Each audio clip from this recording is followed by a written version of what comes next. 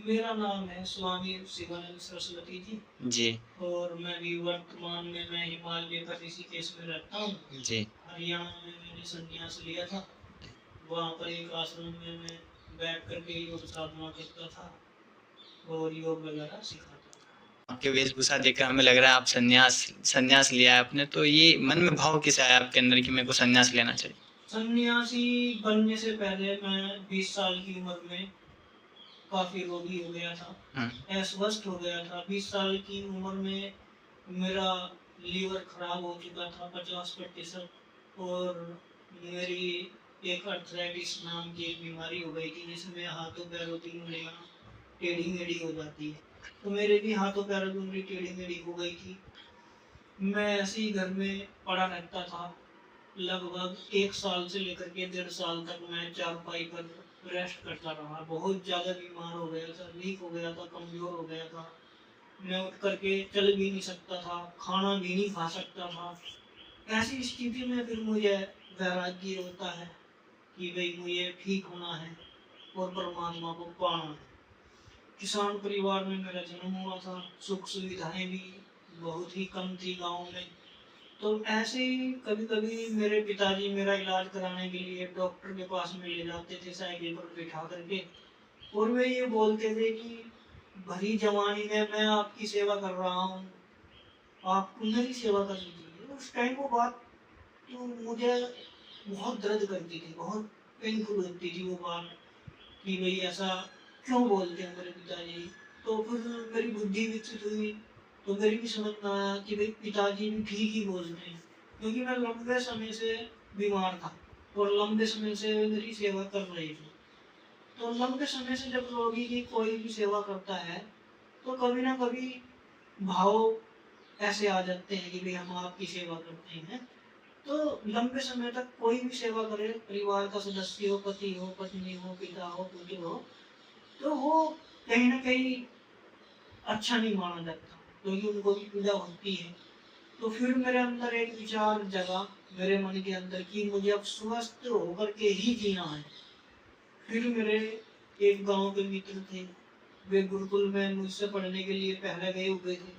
फिर उन्होंने मेरे सामने गुरुकुल में पढ़ने का प्रस्ताव रखा, मेरी बीमारी को देख करके, कि आप गुरुकुल में जाओ, वहाँ योग वगैरह व्यायाम और प्राणायाम और ध्यान आदि सिखाते हैं। आप वहाँ जाओगे, इन चीज़ों को करोगे तो आप ठीक हो जाएंगे। तो मैं उनकी बात मान करके गुरुकुल में चला गया और वहाँ जा करके मैंने हवन करना सीखा, भजन सत्संग सीखा, योगाभ्यास, साधना, प्राणायाम और समय पर व्यायाम करना सीखा। तो मैं तुरंत ठीक हो गया। फिर मेरे मन के अंदर एक जिज्ञासा उठी कि जैसे मैंने योग से अपने तन को, अपने मन को और अपने चिंतन को स्वस्थ और ठीक किया है, तो अब मैं भी यही चाहता हूँ कि भगवान ने वो शक्ति, वो सामर्थ्य सबके भीतर दिया है कि हम अपने तन को, अपने मन को और अपने शरीर को पूरी तरह ठीक कर सकते हैं, स्वस्थ कर सकते हैं।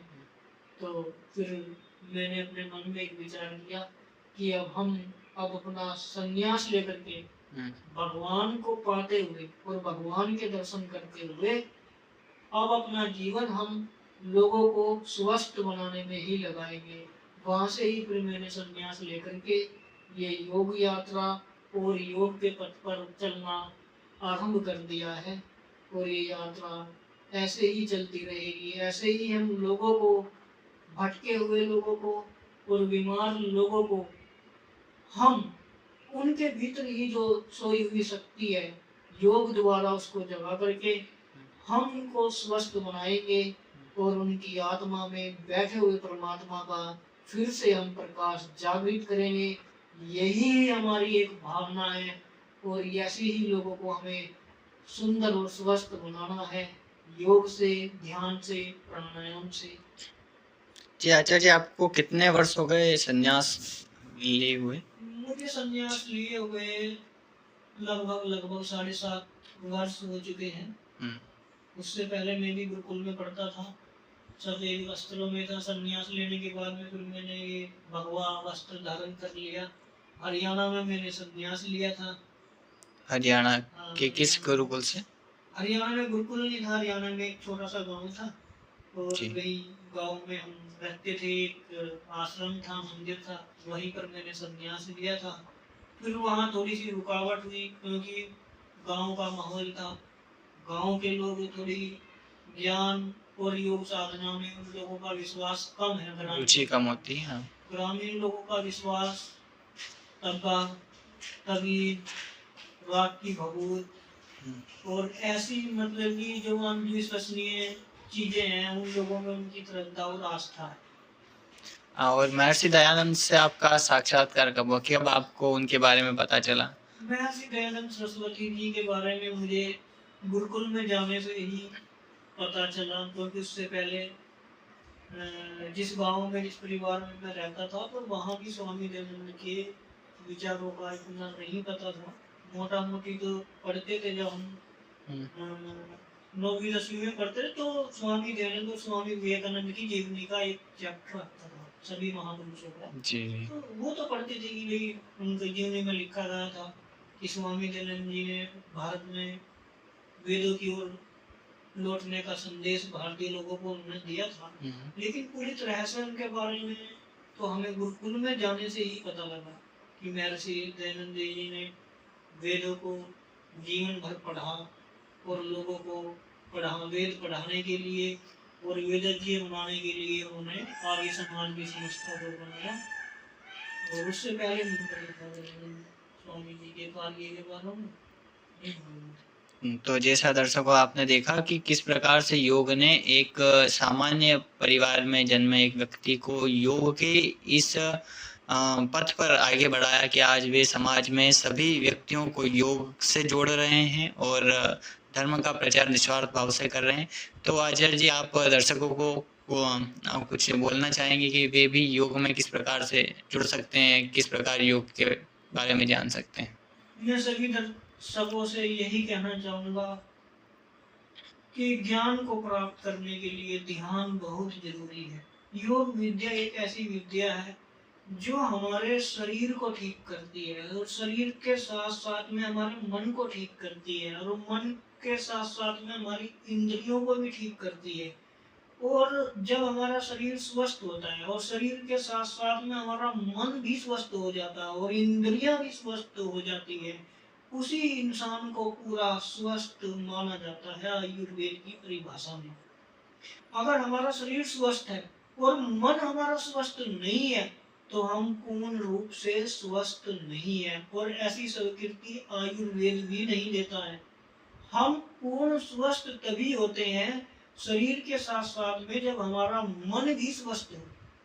और शरीर के साथ में मन स्वस्थ कैसे हो? मन स्वस्थ हमारा होगा ध्यान से, योग से, प्राणायाम से और व्यायाम के करने से ही हमारे शरीर के साथ साथ में मन स्वस्थ होगा। और जब हमारा मन स्वस्थ होगा तो हमारा तनाव दूर होगा और तनाव दूर होगा तो अनेक प्रकार की बीमारियां, अनेक प्रकार की बुराइयां हमारे जीवन से दूर हो जाएगी। जैसे भय है, चिंता है, तनाव है। अब ऐसे ऐसे रोगों से इंसान पीड़ित हो रहे हैं और उनका शिकार हो रहे हैं। मानसिक रोग जिनको बोलते हैं मेंटलिटी का खराब होना, मतलब मानसिक रोग। कुछ लोगों को हमने देखा ना कि एक जगह अपना योग शिविर ले रहा था, गुजरात की शायद बात है ये, वडोदरा साइड की। वहाँ पर एक महिला मेरे पास में आती है, वो ये बोलती है कि स्वामी जी मैं मानसिक रोग से बहुत दुखी हूँ, मैं बहुत बड़े बड़े डॉक्टरों के पास में गई हूँ लेकिन मैं ठीक नहीं हो रही। हमने पूछा भाई आपको मानसिक रोग कैसा है? उसने बताया जी मैं अपने घर में जाती हूँ, बार बार ताला लगाना और ताला लगा के उसको बार बार देखना कि ताला लगा नहीं लगा। तो ये ऐसे मानसिक रोग है। मतलब कि एक काम को करते हुए भी उनको कॉन्फिडेंस नहीं है कि ये पूरा हुआ या नहीं हुआ। तो वैसे ही आपने जैसे ताला लगाया, ताला लगा दिया, लगाने के बाद फिर उसको देखने जाना कि वो लगा नहीं लगा, तो इसको मानसिक रोग बोलते हैं। फिर उसने ऐसे बताया कि मेरी याददाश्त कमजोर हो गई है, कि मैं जो भी काम करती हूँ वो ढंग से नहीं करती हूँ, वस्तु एक जगह से दूसरी जगह रख करके भूल जाती हूँ। तो तमाम लोग मन में निगेटिविटी आती है, हत्या करने के विचार रखते हैं, आत्महत्या करने के विचार रखते हैं। तो स्वामी जी मैं बहुत दुखी हूँ, बहुत पैसों की मैंने दवाई खा ली लेकिन कोई इलाज ही नहीं मिल रहा। तो फिर हमने उसको योग शिक्षा में योग सत्र में हमने उनको 3-4 दिन भ्रामरी प्राणायाम का अभ्यास कराया। 3 दिन से लेकर के 5 दिन तक हमने भ्रामरी प्राणायाम 10 मिनट सुबह और शाम 10-10 बार हमने कराया। तो वे 7वें दिन वो महिला बोलती है कि मेरे मानसिक रोग स्वामी जी इस तरह दूर हो गए, जिस तरह वर्षा हो जाने से सूखी मिट्टी नरम हो जाती है, इस तरह से मेरी निगेटिविटी और ये सभी मानसिक रोग दूर हो गए। मात्र 5 से और 7 दिन के अंदर उन्होंने भ्रामरी प्राणायाम का अभ्यास करने से उनको इतना लाभ मिला। तो भ्रामरी प्राणायाम एक ऐसा प्राणायाम है जो आपकी मानसिक विकृतियों का विनाश करता है। अपने जीवन में आप 2-4 प्राणायाम का और 2-4 आसनों का अभ्यास अपनाएं तो आपके मानसिक रोग और शारीरिक रोग दूर होंगे। जी आचार्य जी, बहुत बहुत धन्यवाद आपका। अब जिस प्रकार आचार्य जी ने योग का मार्ग अपना करके और समाज में योग का प्रचार किया निस्वार्थ भाव से, और कई लोगों की बीमारियां, जो कि आचार्य जी ने अभी बताया कि एक महिला को इस प्रकार की मानसिक बीमारी थी, उस प्रकार कई अनेक कठिन और बहुत दुर्गम जो बीमारियां होती है उनको योग के माध्यम से सही किया जा सकता है, आचार्य जी ने जिस प्रकार बताया।